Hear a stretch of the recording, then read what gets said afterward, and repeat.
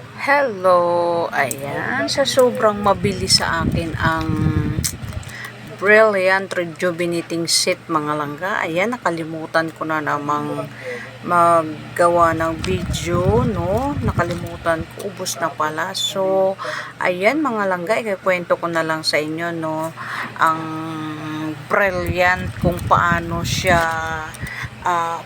niya tayo tulungan na gumanda ang ating mga skin mga langga, no? Kung kayo ay may mga problema sa skin nyo sa mukha mga langga, melasma, dark spot, wrinkles, ayan, kayang-kaya niya yan mga langga tanggalin, no?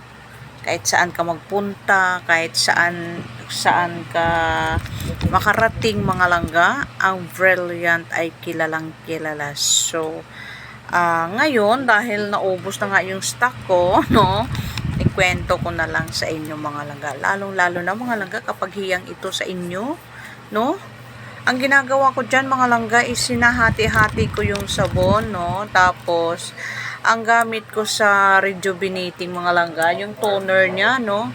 Yung toner niya, 3 patak lang mga langga sa kuton at ipahid natin sa ating mukha mga langga. And then, kung panggabi, gagamit tayo ng cream rejuvenating. At kung pang-araw, syempre, ang sunscreen mga langga. Pasensya na po, wala ako ngayong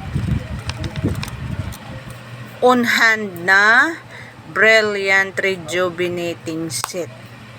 Sa susunod kong video mga langga, gagawa na talaga ako ng video na kasama ko ang rejuvenating set mga langga.